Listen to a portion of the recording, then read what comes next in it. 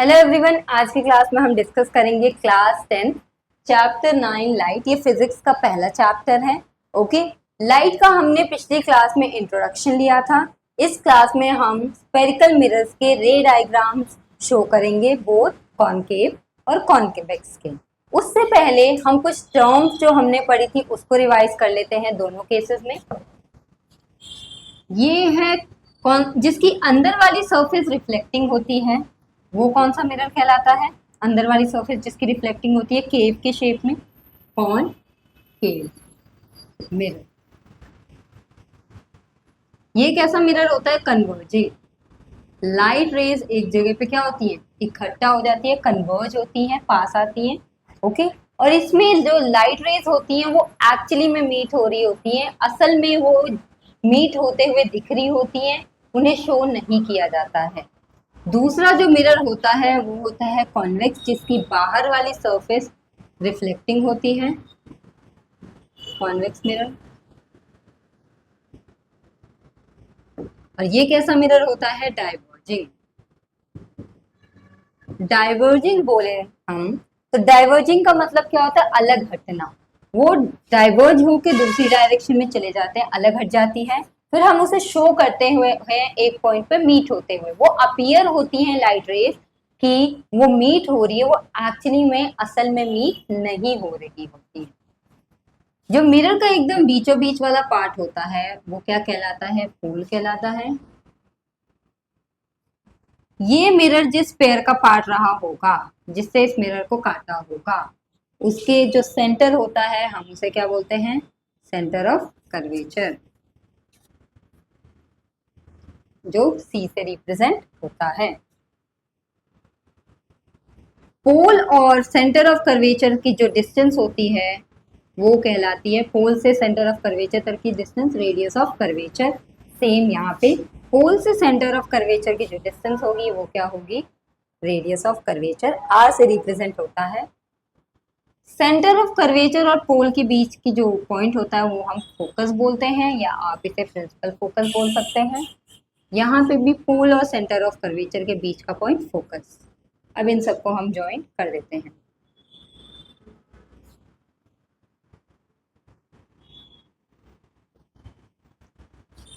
पोल और फोकस के बीच की डिस्टेंस को हम फोकल लेंथ बोलते हैं। पोल और फोकस के बीच को फोकल लेंथ, जो स्मॉल एफ से रिप्रेजेंट होता है। ये जो लाइन आपको दिख रही है जो पोल और सेंटर ऑफ कर्वेचर से पास हो रही है, इसे हम बोलते हैं प्रिंसिपल एक्सिस।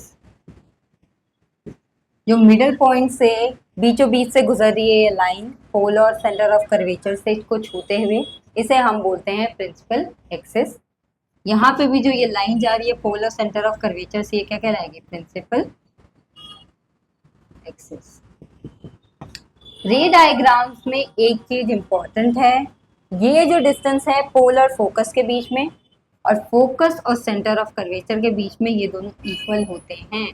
मतलब जो रेडियस ऑफ कर्वेचर होता है पोल से सेंटर ऑफ कर्वेचर के बीच की डिस्टेंस, वो डबल होता है फोकल लेंथ के, यहाँ पोल से फोकस तक के बीच के डिस्टेंस के। यहाँ से अगर मैं एफ निकालूं तो ये हो जाएगा r/2। तो हमेशा जब भी हम ये लेंथ लेंगे तो ये वाली लेंथ और ये वाली लेंथ क्या होगी? इक्वल। अब हम बाकी अगले टॉपिक पे आ जाते हैं।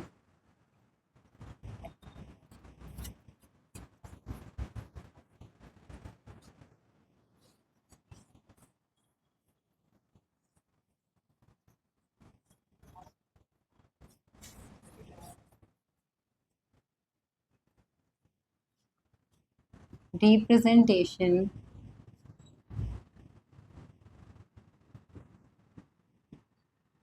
of images formed by spherical mirror using ray diagram। रे डायग्राम की हेल्प से अब हम शो करेंगे कि स्फेरिकल मिरर के द्वारा कैसी इमेजेस बनती हैं।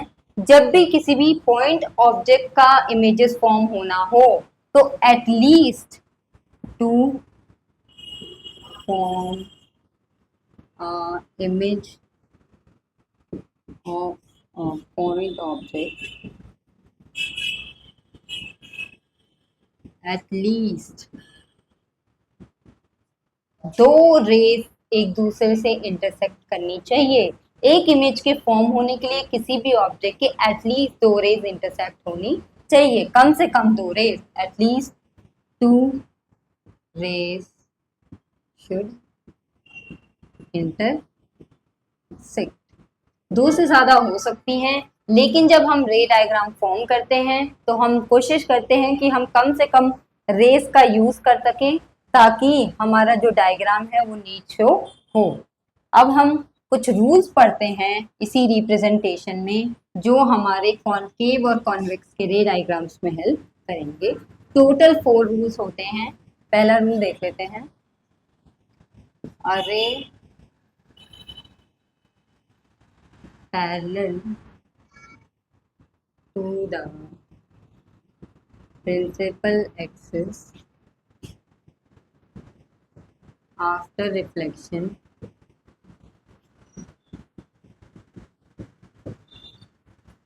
एक रे आ रही है जो किसके पैरेलल है, प्रिंसिपल एक्सिस के। दोनों मिरर शो कर देते हैं हम।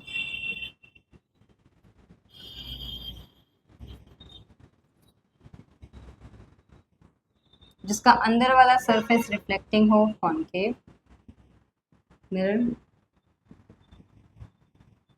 जिसका बाहर वाला सरफेस रिफ्लेक्टिंग हो उसे हम क्या बोलते हैं, कॉन्वेक्स मिरर।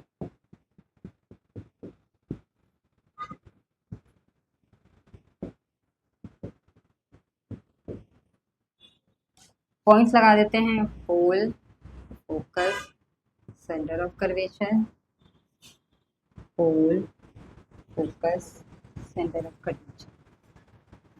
जब भी कोई रे ऑफ लाइट आ रही है, इन्फिनिटी से आ रही है, सपोज इन्फिनिटी से आ रही है, पोजीशन हमें नहीं पता, और ये रे ऑफ लाइट क्या है, प्रिंसिपल एक्सिस के क्या है, पैरेलल। तो जैसे ही रिफ्लेक्शन हुआ, it will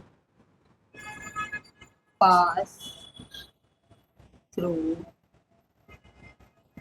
focus in case of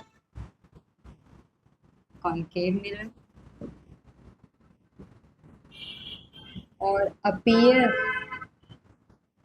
to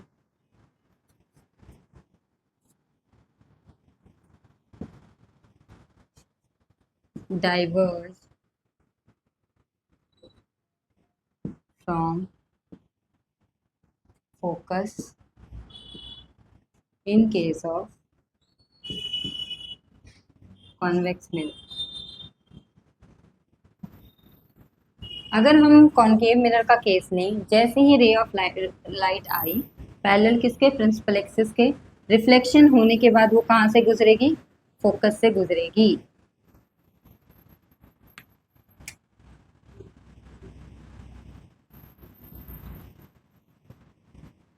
जैसे ही रे ऑफ लाइट आई पैरेलल टू प्रिंसिपल एक्सिस, वो कहाँ से गुजरी, फोकस से।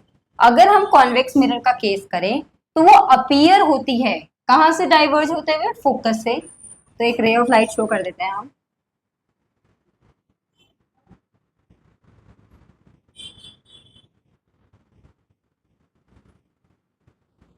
रे ऑफ लाइट आई, डाइवर्ज हुई कहाँ से, फोकस से। हम ये शो कर रहे हैं तो ये अपीयर हो रही है कि ये कहाँ से डाइवर्ज हो रही है, फोकस से। नेक्स्ट केस ले लेते हैं।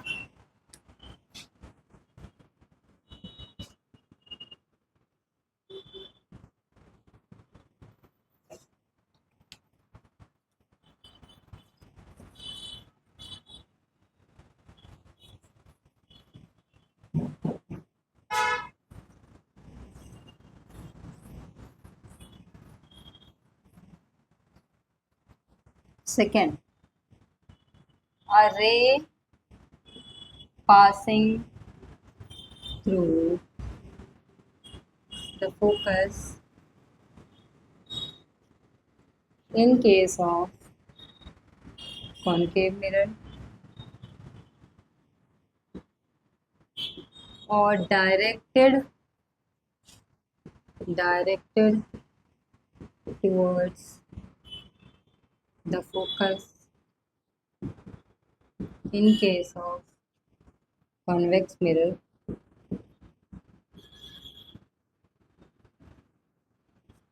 after reflection will emerge parallel to the principal axis. ये पहले वाले केस से जस्ट अपोजिट है। उसमें अगर लाइट रे पैरेलल आ रही थी प्रिंसिपल एक्सिस के तो कहाँ से पास हो रही थी, फोकस से। इसमें अगर फोकस से पास हो रही है रे ऑफ लाइट तो वो क्या इमर्ज होगी, as parallel to principal axis. पहला केस देख लेते हैं हम कॉनकेव का।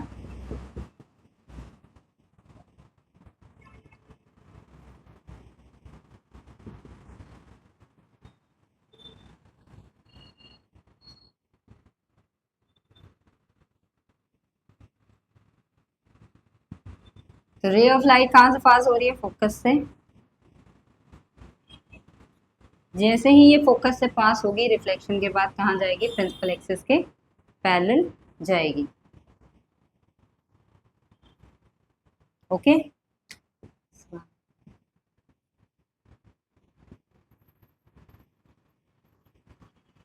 नेक्स्ट कॉन्वेक्स मिरर का देख लेते हैं। यहाँ पे अपीयर होगी, डायरेक्ट करेंगे हम उसे, शो करेंगे कहाँ से पास होती है, फोकस से।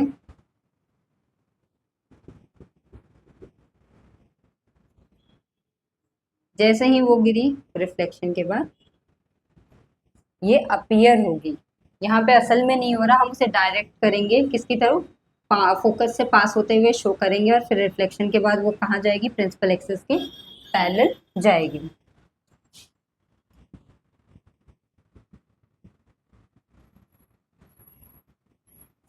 नेक्स्ट केस देख लेते हैं। नेक्स्ट देख लेते हैं हम थर्ड केस देख लेते हैं। A ray passing through centre of curvature in case of concave mirror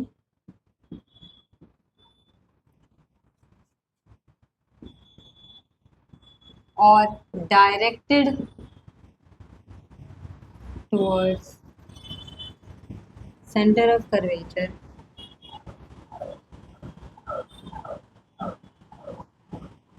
in case of convex mirror after reflection will go along the same path। अगर रे ऑफ लाइट दोनों केसेस में कॉनकेव और convex में रे ऑफ लाइट किससे पास हो रही है, सेंटर ऑफ कर्वेचर से, या हमने उसे पास करवाया है, डायरेक्ट कराया है सेंटर ऑफ कर्वेचर से पास होते हुए कॉन्वेक्स के केस में, तो जैसे ही रिफ्लेक्शन होगी वो उसी डायरेक्शन से वापस जाएगी। अगर मैं कॉनकेव का देखूं,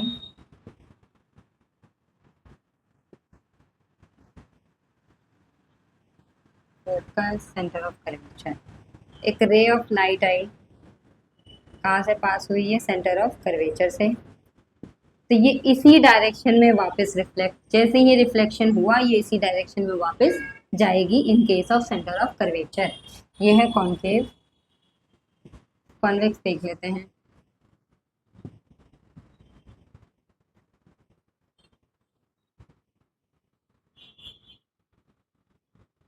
यहाँ तो हम डायरेक्ट करेंगे किसकी तरफ, सेंटर ऑफ कर्वेचर की तरफ।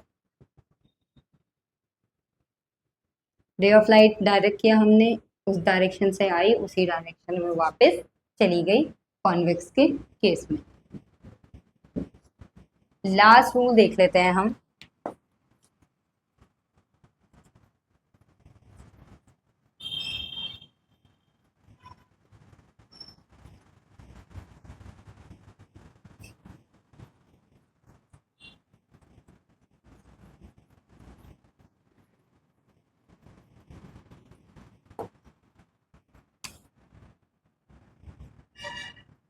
ray incident obliquely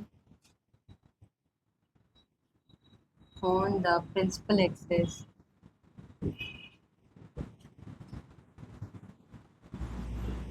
towards the pole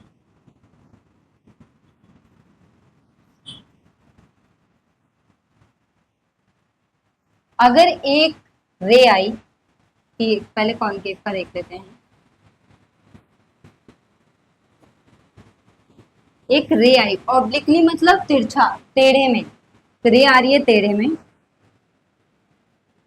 कहाँ पे टुवर्ड्स पोल पी ठीक है किस एंगल से एंगल आई से दोनों केसेस का ड्रॉ कर देती हूँ मैं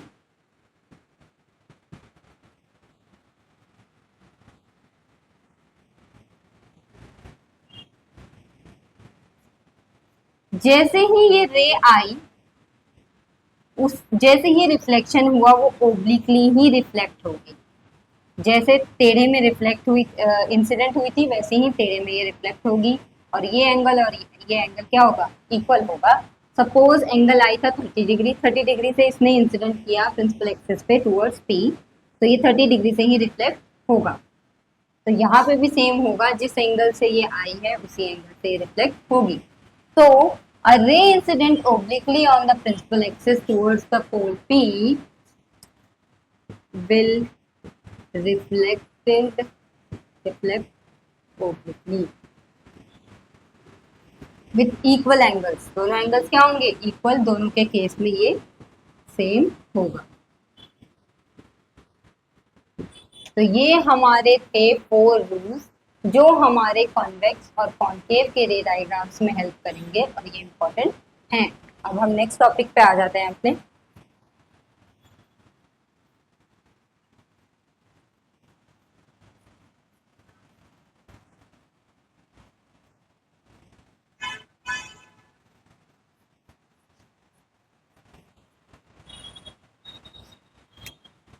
image formation by concave mirror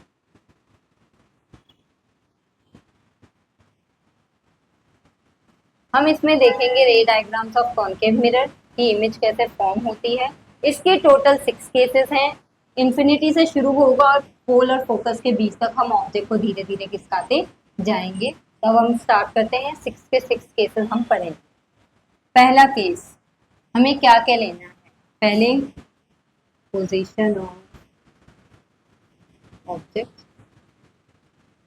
object कहाँ पे रखा है पोजीशन ऑफ इमेज कहाँ पे फॉर्म हुई रिफ्लेक्शन के बाद साइज ऑफ इमेज और नेचर ऑफ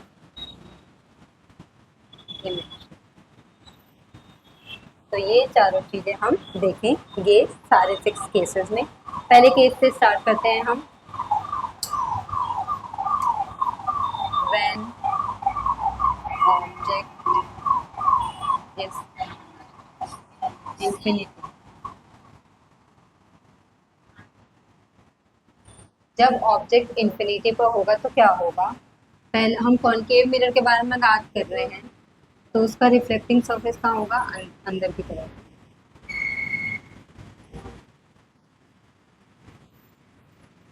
होल मिरर का बीचों बीच वाला part focus centre of curvature इस केस में ऑब्जेक्ट कहाँ है एट इन्फिनिटी रे ऑफ लाइट कहाँ से आ रही है इन्फिनिटी से आ रही है मैक्सिमम रे डायग्राम से हम 2 रेज को लेंगे ताकि हमारा डायग्राम नीट लगे रे लाइन हमें पता है जब भी पैरेलल होंगी रेज प्रिंसिपल एक्सिस के तो रिफ्लेक्शन होने के बाद वो कहाँ से गुजरेंगी फोकस से गुजरेंगी तो रिफ्लेक्शन हुआ और ये फोकस से पार हुई ओके तो इमेज कहाँ पे इंटरसेक्ट हो रही है दोनों लाइंस फोकस पे तो इमेज कहाँ फॉर्म हुई फोकस पे ऑब्जेक्ट कहाँ था at infinity position of image कहाँ है at focus size of image बहुत ही छोटी है, पॉइंट साइज और हाईली डिमिनिश। नेचर कैसा है, मिरर के सेम साइड पे फॉर्म हुई है तो रियल, और उल्टी साइड फॉर्म हुई है इसलिए इन्वर्टेड। अब नेक्स्ट केस पे आ जाते हैं हम।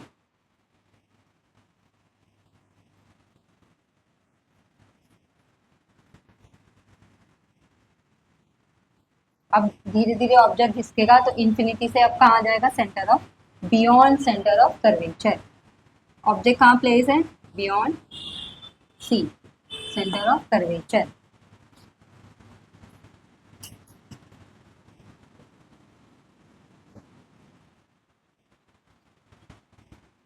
ये रहा हमारा concave mirror, pole, focus, centre of curvature. इसके पीछे रख देते हैं ऑब्जेक्ट को। ये रहा ऑब्जेक्ट, राइट रे आई इससे पैरेलल है ये, तो कहाँ से पास होगी, फोकस से पास होगी। एक लाइट रे सेंटर ऑफ कर्वेचर से भेजते हैं, सेंटर ऑफ कर्वेचर से ले राइट रे आएगी तो वहीं से वापस चली जाएगी।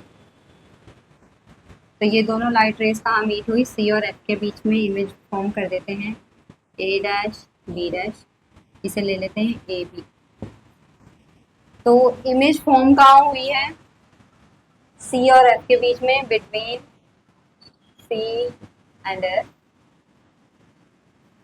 ये क्या है, छोटी है, ऑब्जेक्ट के कंपैरिजन में छोटी है, तो ये हम क्या ले लेंगे, डिमिनिश्ड। नेचर कैसा है, उल्टी है और मिरर के सेम साइज में फॉर्म हो रही है तो रियल और इन्वर्टेड। तो ये हमारा था सेकंड केस। हम थर्ड केस पे आ जाते हैं।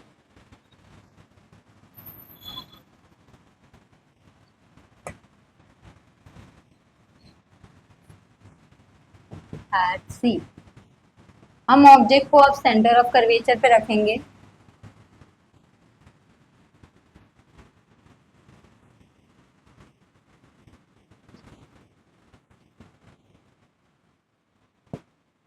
ऑब्जेक्ट प्लेस हो गया सेंटर ऑफ कर्वेचर पे, लाइट गई, पैरेलल है प्रिंसिपल एक्सिस के तो एफ से पास हुई। ओके, एक लाइट रे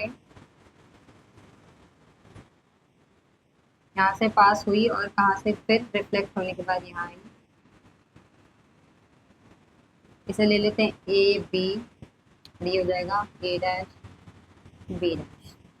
तो अगर हमने ऑब्जेक्ट को सी पे रखा तो इमेज भी सी पे ही फॉर्म हो रही है, उल्टी हो रही है और मिरर के सेम साइड हो रही है तो रियल और इन्वर्टेड है।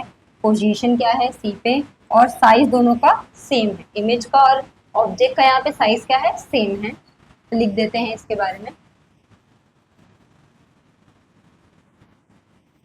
एट सी, सी पे रखा था हमने, इमेज फॉर्म भी कहाँ होगी, एट सी ओनली। साइज क्या है, बराबर है, same as the object,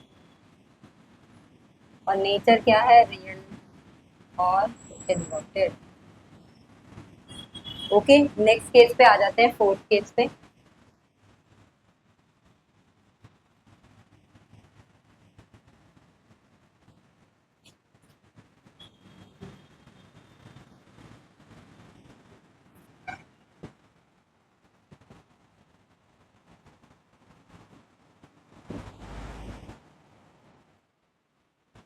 fourth case, अब ऑब्जेक्ट कहाँ सकेगा, सी और एफ के बीच में, बिटवीन सी एंड एफ।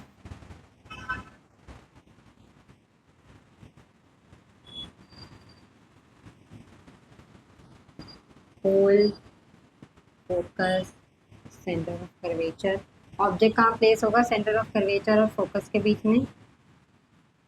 ये रहा ऑब्जेक्ट, रे गई, पास हुई,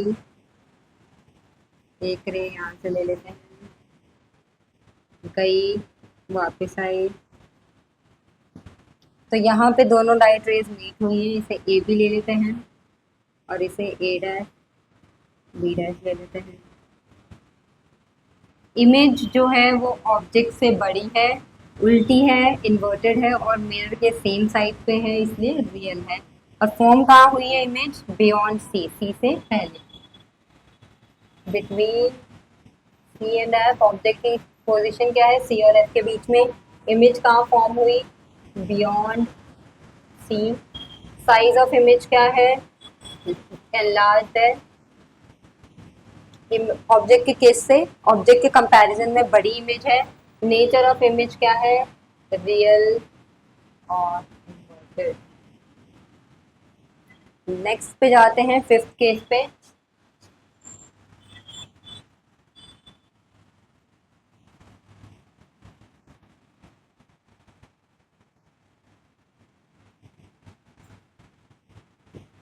हाँ, अब ऑब्जेक्ट कहाँ प्लेस होगा? फोकस पे प्लेस होगा।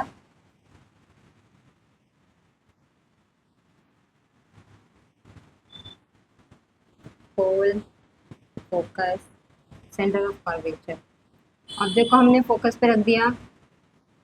लाइट रे वो हुई, यहाँ से पास हुई, यहाँ से पास हुई।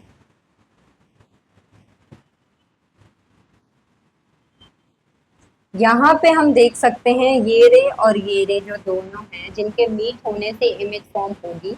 लेकिन ये दोनों क्या है? एक दूसरे के पैरेलल। पैरेलल लाइंस कितना भी आगे जा ले, वो कभी मीट नहीं होती।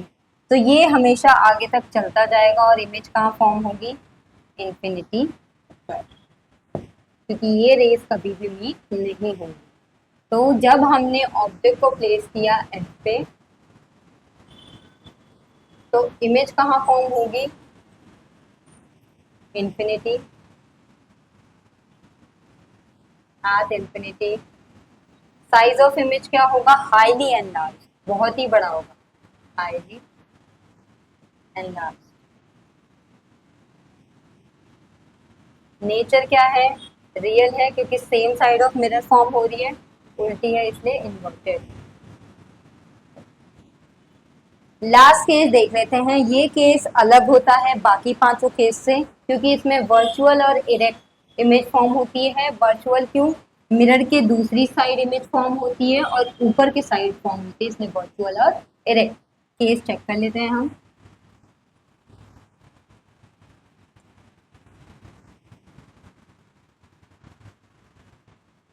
जब ऑब्जेक्ट कहाँ प्लेस हुआ? फोकस एंड पोल के बीच।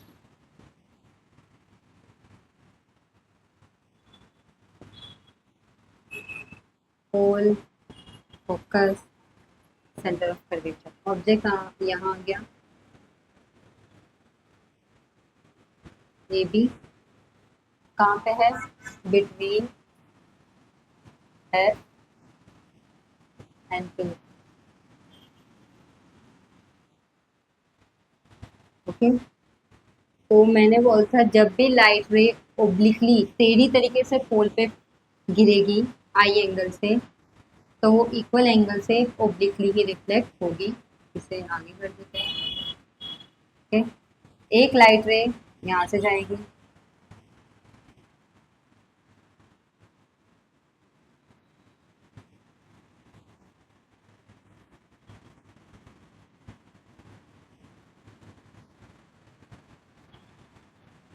ए dash B dash. Okay, centre of curvature से गई, वापिस आई, तो हमने इसे शो किया है, अपीयर कर रहे हैं। यहाँ पे लाइट रेज एक्चुअली मीट नहीं हो रही है, इसलिए हमने पीछे के साइड इन्हें क्या किया? डायरेक्ट कर दिया। तो यहाँ पे दोनों लाइट रेज मिली। कहाँ पे मिली? Behind the mirror, behind the mirror. Object के कंपैरिजन में, ऑब्जेक्ट ए बी के कंपैरिजन में जो A dash B dash image है ये बड़ी है ना, तो enlarged.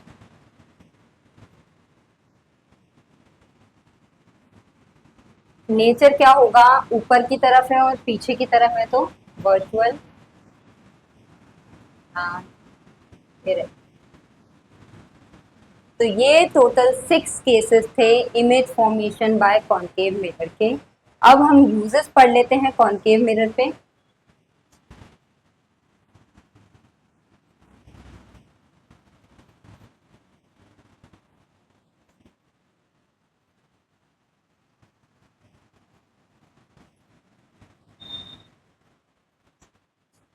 Uses of concave mirror. पहला, हमने इसका अगर कॉमन एग्जांपल हम देख सकें जिसमें हम एक साथ कॉन्वेक्स और कॉनकेव के बारे में जान सकते हैं, तो हम स्पून ले सकते हैं। अगर हम स्पून के अंदर वाले साइड, जिससे हम खाना खाते हैं, जो अंदर वाला साइड होता है वो देखें तो वो हम कॉनकेव मिरर के रूप में देख सकते हैं। हम उसमें अगर अपनी इमेज देखें तो कैसी दिखती है, उल्टी दिखती है, मतलब रियल और इन्वर्टेड। अगर हम स्पून के पीछे वाले पार्ट पे देखें, ये वाली साइड कॉनकेव की तरह काम करती है और पीछे वाली साइड कॉन्वेक्स की तरह। तो जब भी हम पीछे वाले साइड पे देखते हैं तो हमारी इमेज क्या दिखती है, सीधी। ये सबसे अच्छा एग्जाम्पल है दोनों मिरर को समझने के लिए। अब हम यूजेस देख लेते हैं कि कहाँ कहाँ कॉनकेव मिरर काम आता है। Use in torches, search lights,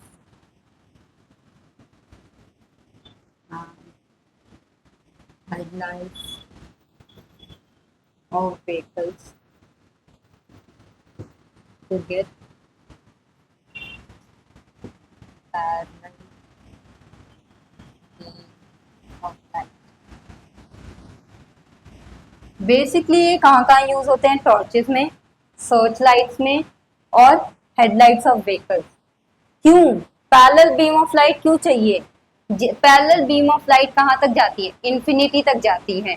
मतलब जैसे ही टॉर्च, सर्च लाइट और हेडलाइट्स ऑफ व्हीकल्स ऑन होंगे तो वो दूर तक के लोगों को देख पाएंगे। जैसे ही वो रोशनी दूर तक पड़ेगी वो दूर तक के नज़ारे को देख पाएंगे। ठीक है, तो ये हेल्प करती है। सर्च लाइट पुलिस ये सब यूज करते हैं, टॉर्चेस जब अंधेरा ये सब रहता है तो चीजों का अच्छा व्यू दूर दूर तक हम देख सकें, क्योंकि parallel beam of light infinity तक जाती है, बहुत दूर तक जाती है, तो क्लियर इमेज देती है, इसलिए ये यहाँ पे यूज होते हैं।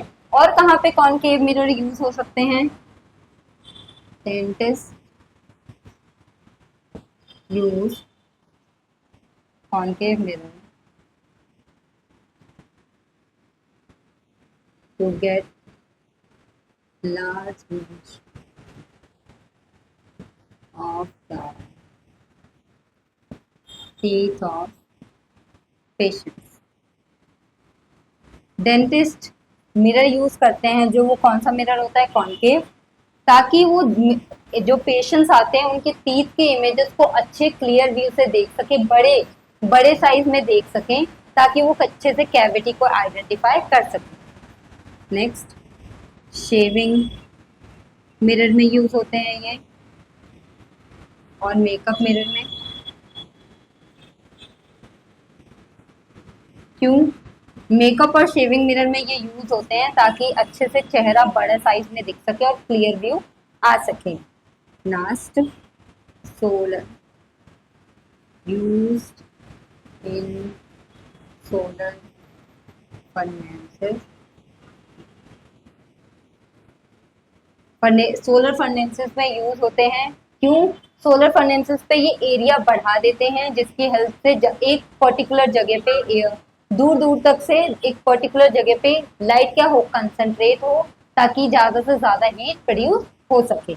Use in solar furnaces to concentrate sunlight to produce heat. Okay, तो ये कुछ यूजेस थे कॉनकेव मिरर के। अब हम आ जाते हैं image formation by convex mirror पे।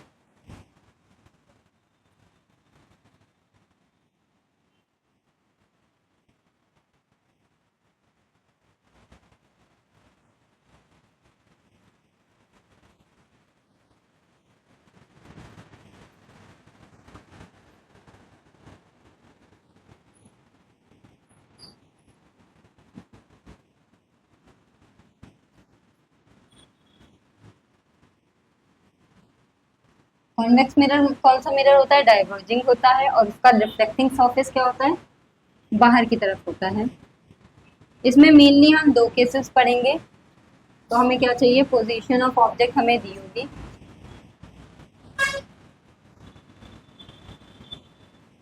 पोजीशन ऑफ इमेज,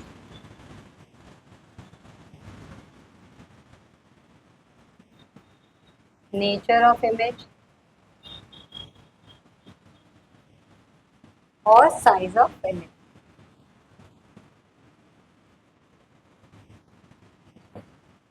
पहला केस देख लेते हैं। Pole, centre of focus, centre of curvature, focus, centre of curvature. पहला केस में पोजीशन ऑफ ऑब्जेक्ट क्या होगी यार? इन्फिनिटी। लाइट रेज कहाँ से आएंगी? इन्फिनिटी से आएंगी।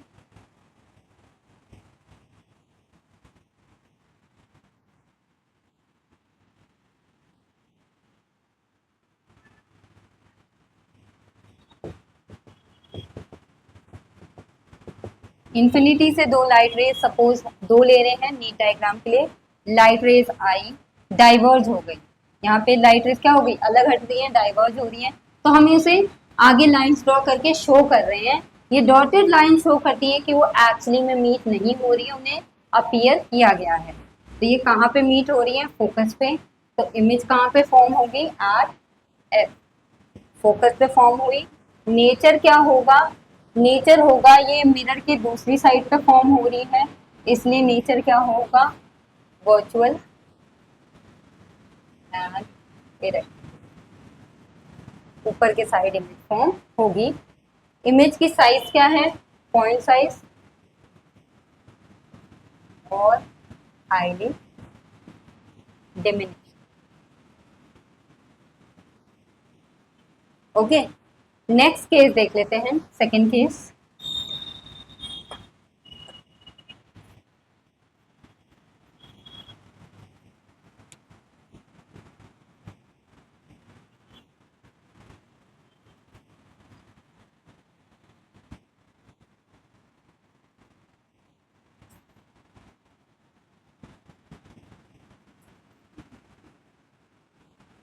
Focus, centre of curvature.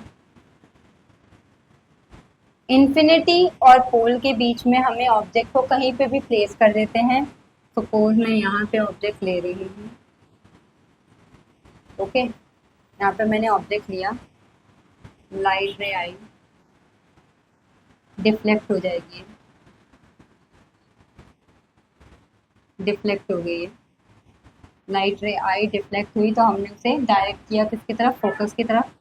एक लाइट रे हम ले आते हैं, सेंटर ऑफ कर्वेचर से जब भी लाइट रे आती है उसी डायरेक्शन में वापस चली जाएगी, वापस चली गई आई, और इसे हमने आगे शो कर दिया। ये दोनों पॉइंट कहाँ पे मिल रहे हैं? पोल और फोकस के बीच में। ये ए बी थी और ये A dash B dash form. Okay, ये दोनों यहाँ पे इंटरसेक्ट हुए तो यहाँ इमेज फॉर्म हुई। इमेज का साइज ऑब्जेक्ट से छोटा है, इसको क्या ले लेंगे हम? डिमिनिश्ड। मिरर के दूसरे साइड इमेज फॉर्म हुई है और ऊपर की साइड है, इसलिए वर्चुअल और इरेक्ट। इमेज कहाँ फॉर्म हुई है? एफ और पी के बीच में, between F and P. Focus और पोल के बीच में। और ऑब्जेक्ट की पोजीशन क्या थी? Between infinity and pole. Infinity and pole के बीच में हमने कहीं पे भी रख दिया। तो ये दो केसेस थे हमारे कॉन्वेक्स मिरर के। हम यूजेस देख लेते हैं कॉन्वेक्स मिरर कहाँ कहाँ यूज होता है।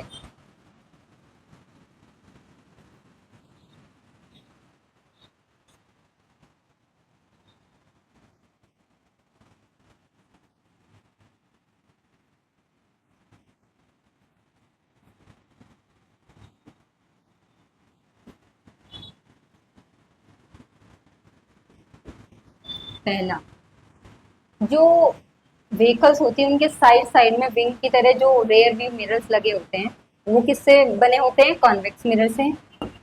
Used as rear view mirror in vehicles।